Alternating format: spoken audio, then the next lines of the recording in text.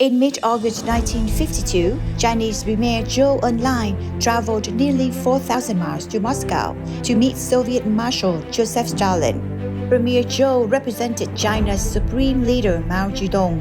The two socialist powers were allies at the time, but not on equal terms. The Soviet Union was the superpower, and China depended on it for economic support and military equipment.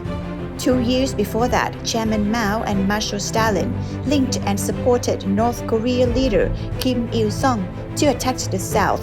Their hopes were high that the North Korean army, equipped with modern weapons, will quickly unify the peninsula.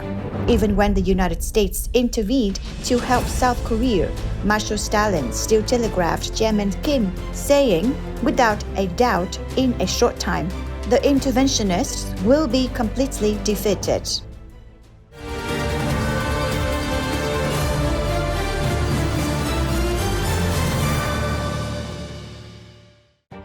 But things did not go according to the plans of the Soviet Chinese leaders.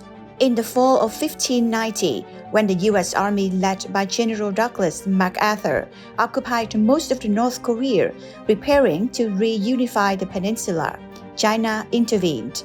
By mid-1951, a stalemate had formed around the 38th parallel, the pre-war demarcation line between North Korea and South Korea. Negotiations began in July of that year. The aim was to reach an armistice and set the stage for discussions about the peninsula's future. When Premier Zhou Enlai arrived in Moscow in the summer of 1952, the situation was worsening for the Sino-Korean alliance. The U.S. airstrikes caused heavy damage to infrastructure in the north. Food was scarce and hard to find. The number of dead soldiers increased every day. The 38th parallel became the bloodline. In February 1952, Chairman Kim told Chairman Mao that North Korea did not want to continue the war. About 5 months later, Chairman Kim wanted Marshal Stalin to intervene so that the armistice would take place as soon as possible. During the Cold War, Premier Zhou was known as a calm diplomat. However, coming to Moscow as the bearer of bad news, he felt uncomfortable. His mission was to announce an armistice. The Soviet Union and China were behind this Korean War, not wanting things to stop until the goal is achieved. The meeting took place on August 20, 1952. Marshal Stalin wanted to know if China and Korea still had the potential to fight the United States. Premier Zhou said that with the China-North Korea alliance and the U.S.-North Korea coalition, with equal strength, neither side was strong enough to swallow the other. So the liberation of the south of the Korean peninsula was impossible.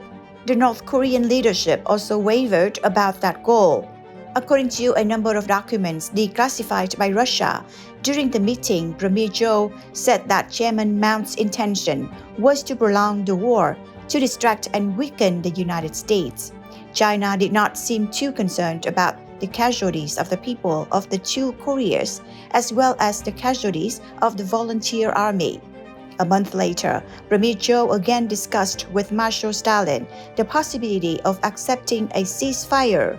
Marshal Stalin rejected the idea. Fighting raged for the next 10 months before the two sides agreed to an armistice with conditions more unfavorable to China and the Soviet Union than Premier Zhou and Marshal Stalin discussed. During this time, tens of thousands of people died and tens of thousands more were injured. When the fighting stopped, more than 36,000 American service members were killed and more than 103,000 more wounded. The Chinese lost and wounded about 1 million soldiers. 4 million people in both Koreas were killed, 10% of the entire population of the peninsula. The armistice ended the bloodshed, established a demilitarized zone, and a monitoring and reconciliation mechanism. The Korean War was not officially ended. Major political issues remained unresolved. The skirmishes, raids, shelling, and gun battles almost ceased to happen. They never escalated into all-out war. The armistice remained, and 70 years later, it is still being maintained. Today, the Korean Peninsula is a very high point of geopolitical tension. The North or North Korea is governed by a hereditary system. The leader holds all power. The survival of the whole nation is in the hands of one person. Today, the memory of the war 70 years ago is increasingly remote. The old veterans in both regions, not many are still alive. The armistice created a period of peace that allowed South Korea to develop its economy at an astonishing speed, while at the same time as a stable liberal democracy. Although there are some flaws, basically, the armistice is successful. The war in Ukraine today has many similarities with the Korean War.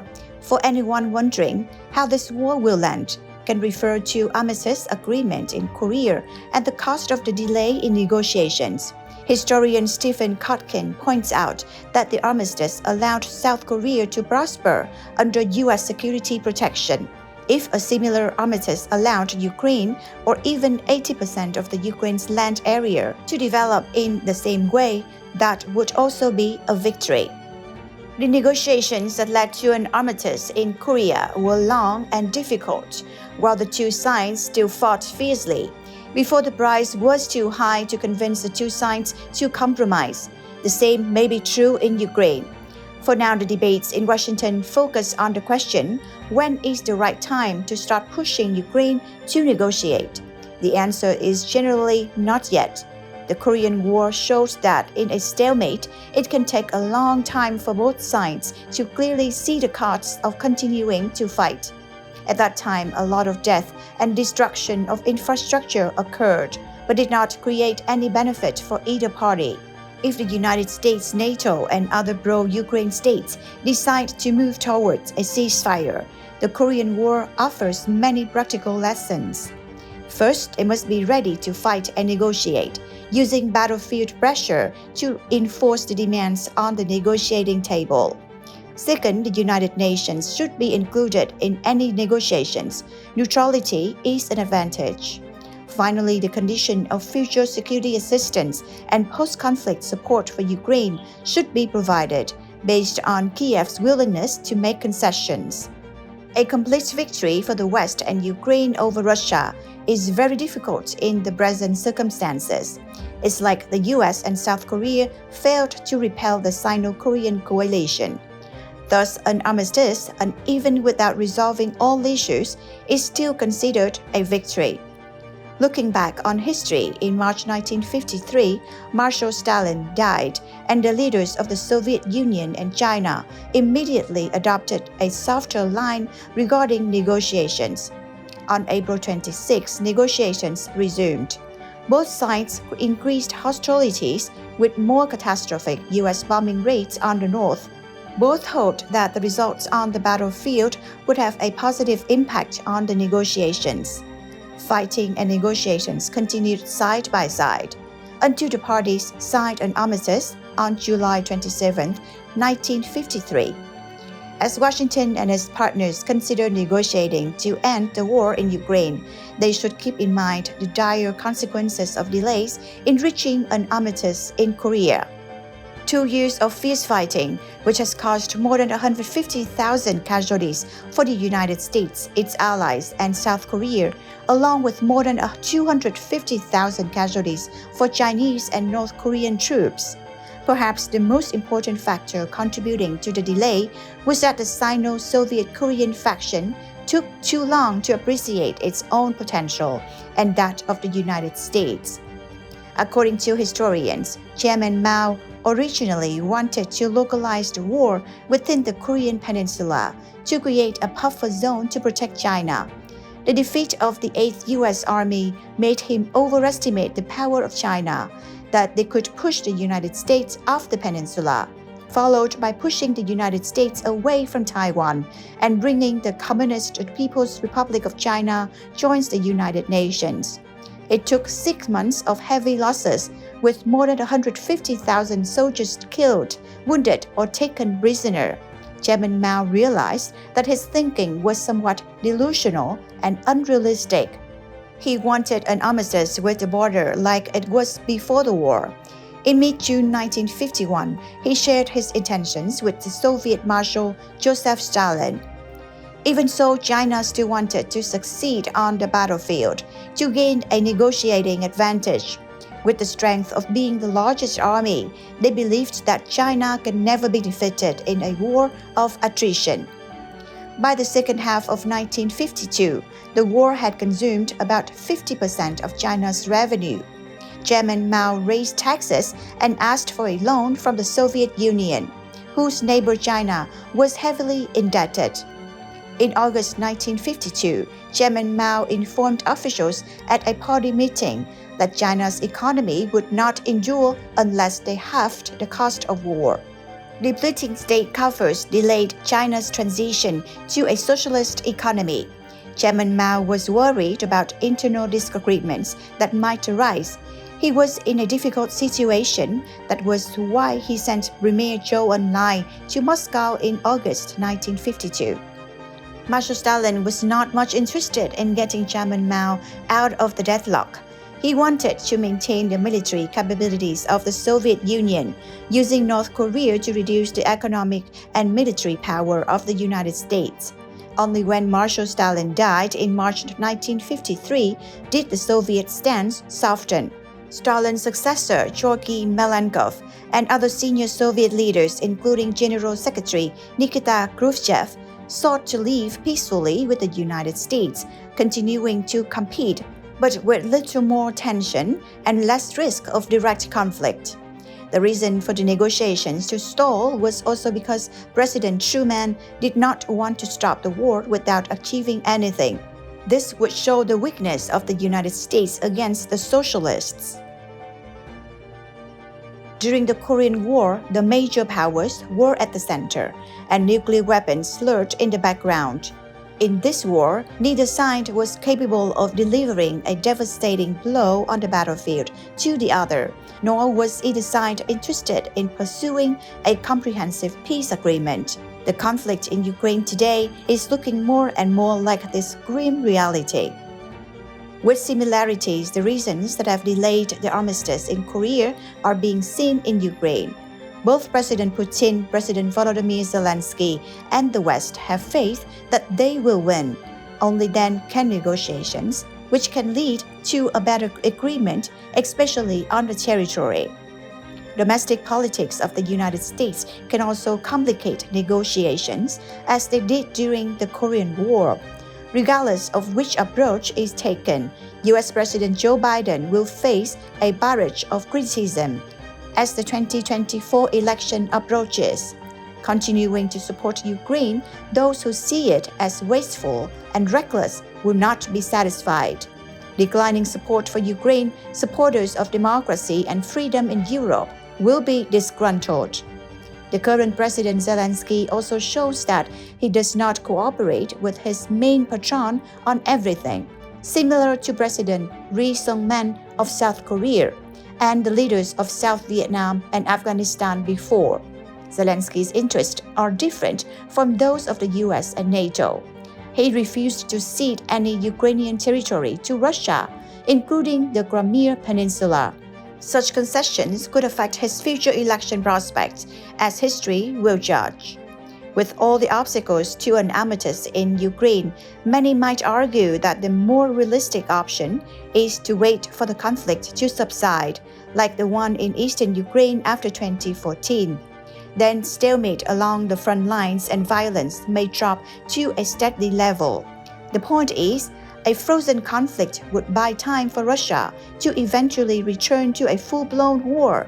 President Putin could wait for his position to improve, then launch another attack. For that reason, an armistice that includes signed text, international mediation, agreed ceasefire lines, monitoring mechanisms, and enforcement measures remains the least worst option. There are several things that Washington and its partners can do to improve the armistice's ability to enforce. First, diplomats should closely combine negotiation with the use of military force. The current idea is to fight and talk at the same time. A ceasefire in Ukraine also depends on maintaining economic and military pressure on Russia. The United States, NATO, and Ukraine should offer to begin negotiations, but continue to exert pressure on the battlefield and on other fronts, such as economic sanctions. That is what President Truman did in the face of North Korean resilience in late 1950 and early 1951. When conducting negotiations, in addition to the United States and NATO, the United Nations should be included. The United Nations is an effective diplomatic tool. The organization's mediation played an important role in the Armistice Agreement on the Korean Peninsula.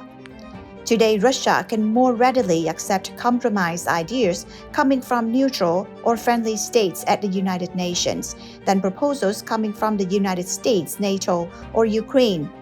Important members such as India, Brazil, or South Africa stand by, helping to enhance the organization's credibility in monitoring and verifying the truth. To convince President Zelensky to come to a compromise, Washington and Europe should consult him in designing negotiations and ensure that his representative plays a central role in any negotiations. More importantly, the West should provide post-conflict economic and security support, given Ukraine's willingness to make concessions. Kiev certainly wants security as part of any deal. While joining NATO is unlikely to come soon, US and NATO diplomats should start offering other guarantees like a long-term commitment to training Ukraine's military. There are fewer options to deal with the biggest obstacle to negotiations, Ukrainian President Zelensky. He is determined to negotiate only after Russia has withdrawn all its troops from the territory. Such a claim in the present context is unreasonable. That should be the goal of the negotiations, not the condition. There is an opinion that Ukraine will negotiate if the US and Europe stop providing weapons, but this scenario is also difficult to come true.